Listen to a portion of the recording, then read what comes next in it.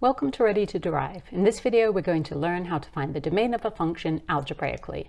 Recall that the domain is the set of all possible x values that can be input into a function. So sometimes you can just think about this kind of intuitively. For example, this function here, is there any number that can't be cubed? No, so the domain is all real numbers. What about if we add x squared? Still, there's no restrictions on the domain. Add x, add 1. So far, the domain of this function remains all real numbers. But what if we tack on 1 over x? Then we introduce a restriction because we can't divide by 0, so x can't be 0. So in this video, we're going to get into some more elaborate functions and learn how to find the domain algebraically. We'll learn systems to approach problems and what to do as the functions get more and more complicated. So let's begin. So we'll begin by examining the domain of some common parent functions. We refer to a parent function as sort of a function type in its simplest form, without any transformations. And once you understand the domains of the parent function, it's very easy to adapt to any other functions with transformations. So we'll take the most simple of all parent functions, f of x equals x, which is basically the parent of all equations of lines of the form mx plus b. And when we think about domain, the best way to approach it is to always assume that the domain is all real numbers and then look to see if there are any exceptions. Well, in this case, there's no exception. There's no value of x I can't put into the function and get out the same value out. There's nothing illegal, so the domain is all real numbers, which we write as negative infinity to infinity. And just to look at how this reveals itself in a graph, that's saying if that points on the curve, on the line, have any x values from negative infinity all the way to positive infinity without any exceptions. So here's another parent function of the form 1 over x.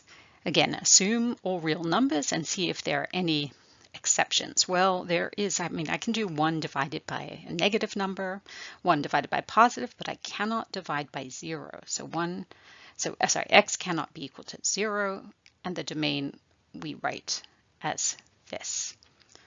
So that's every real number except 0. And if we look at the graph, we can see that sort of skip. So x can be negative infinity up to just shy of 0, and you can pick up on the other side, just above 0 to infinity. All right, the next parent function is referred to as a radical. So by the way, 1 over x is a reciprocal function. Here's a radical parent function. And the square root of x, could x be negative 4? No, because you can't take the square root of a negative. Can x be positive 4? Yes. Square root of 2. Square root of 4 is 2. X could be any positive number, even a decimal, because the square root of a decimal does exist. What trips people up sometimes is, can x equal 0? Yes, because x, the square root of 0, is 0.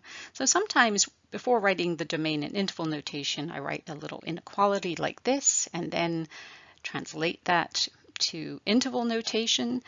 And let's have a look at the graph. So there we go.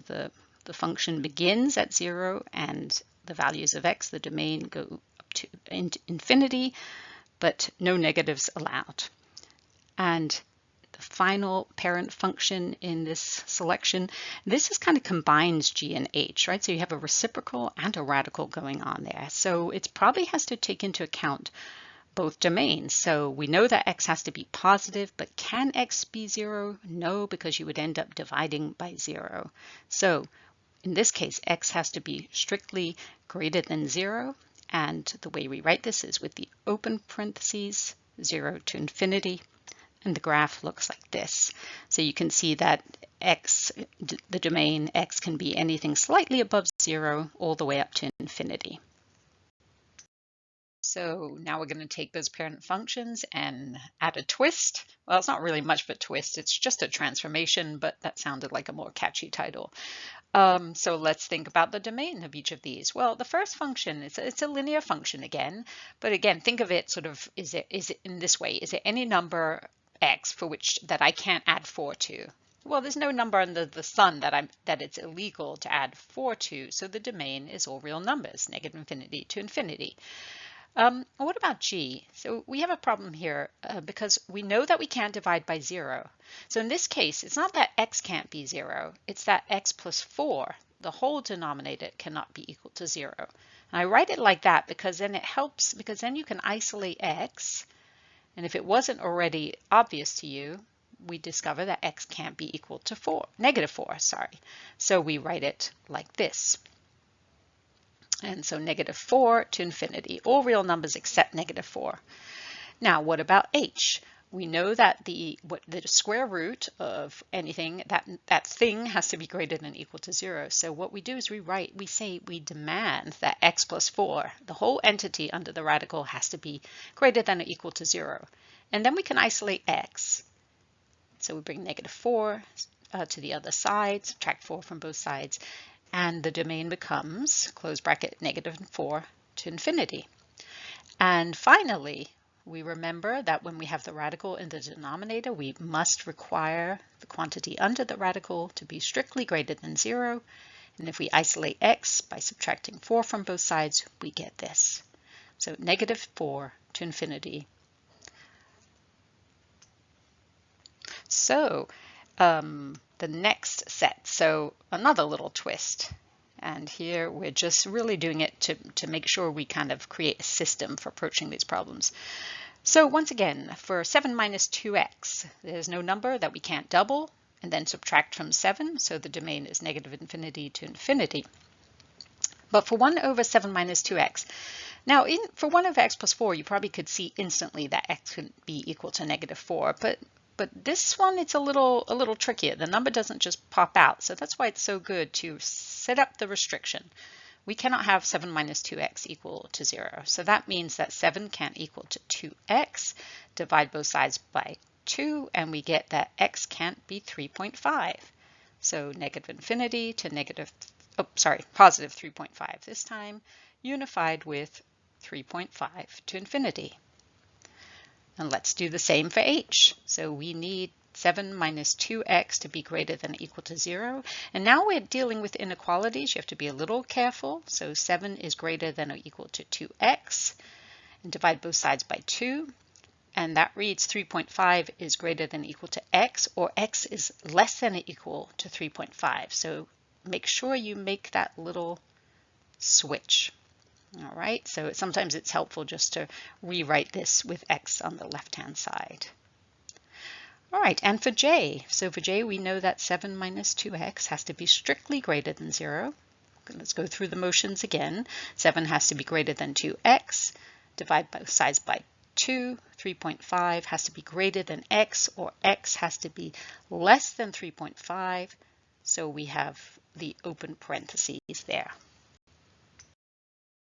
So we'll look at a few more parent functions just so that we've covered all bases. So we looked at f of x equals x, which is a linear function, and then, but what about f of x equals x squared or x cubed or x to the fourth?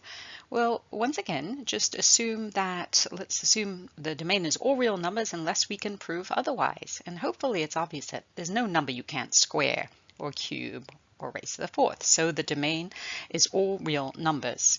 And if we just look at a visual, that's y equals x squared, that's y equals x to the fourth, and you can see, etc. You can imagine what happens as we raise that even exponent, and you can see that the domain, the graph extends all the way from the left all the way to the right, from -infinity to positive infinity. And just for completion, that's what x cubed looks like, that's what x to the fifth looks like, and the domain stays the same. So here's one that takes people by surprise sometimes, the cube root of x.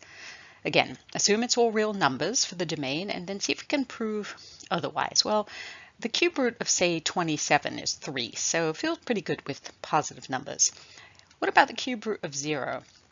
Well, just as the square root of 0 is 0, so is the cube root. And what about the cube root of a negative number? So the cube root of -27, what number times itself 3 times gives -27?